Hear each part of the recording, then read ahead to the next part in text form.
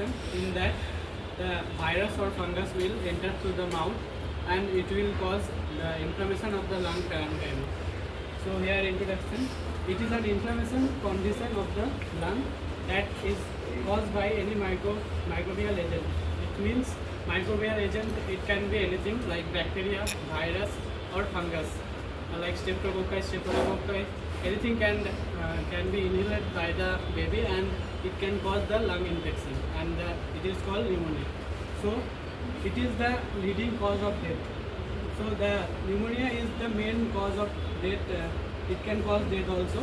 So in pneumonia, it is normally two types. First one is the community acquired and second one is the hospital acquired. So in community acquired, it's occurred during the staying in the community. Means it is normally we are there, so it can be cause infection in community normally. And second one is the hospital acquired. Hospital acquired means after admitted in hospital 48 hours later, if anyone gets the disease, so it will call the hospital acquired pneumonia. Next. So what is the definition?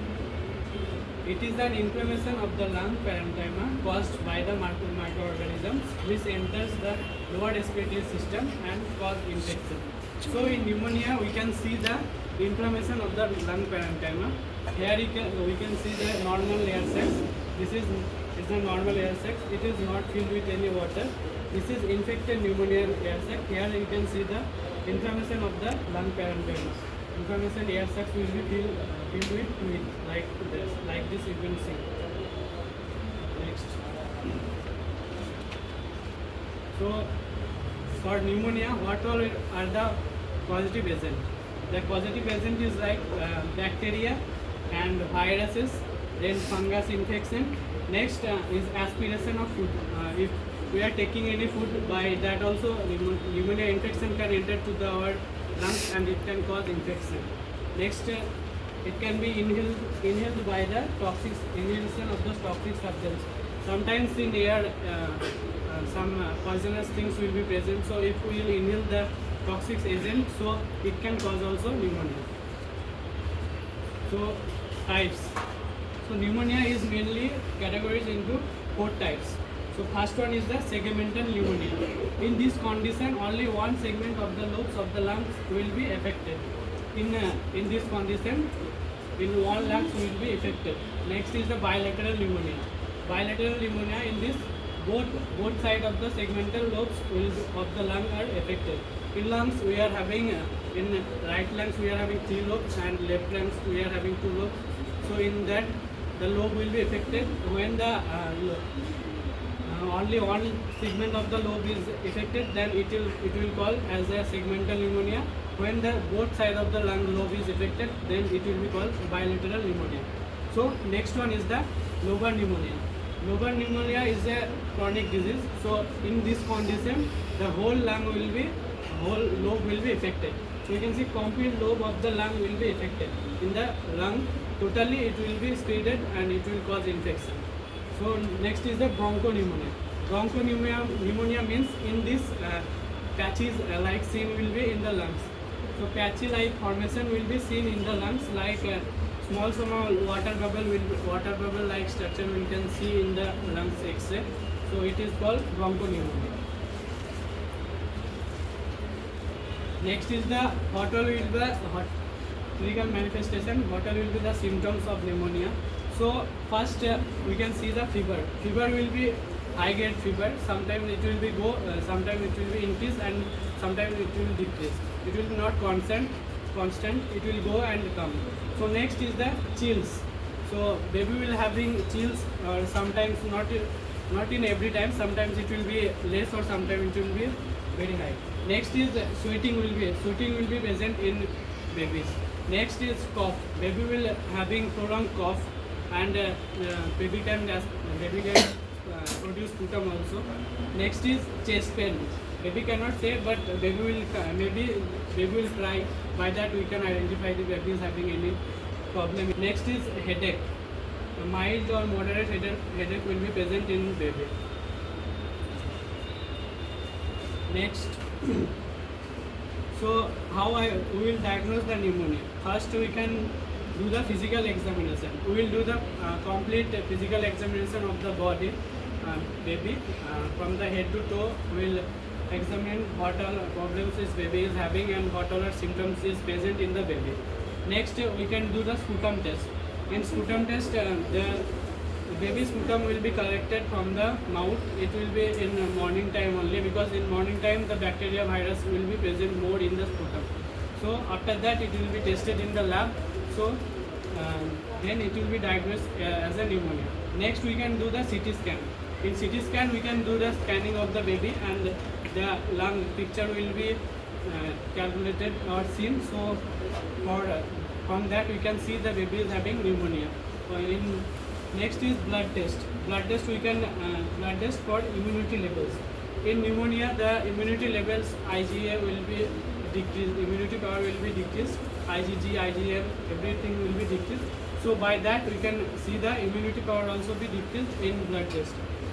Next we can do bronchoscopy. In the bronchoscopy, the bronchus will be seen by the artificial camera. Next is GER aspiration. GER aspiration means gastrointestinal fluid aspiration. By also we can diagnose the pneumonia condition. Next.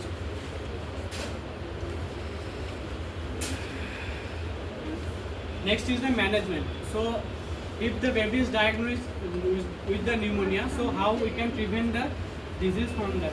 So first, pharmacological management. So pharmacological management first is the we will stop the growth of the bacteria. For that we have to insert the antibiotic.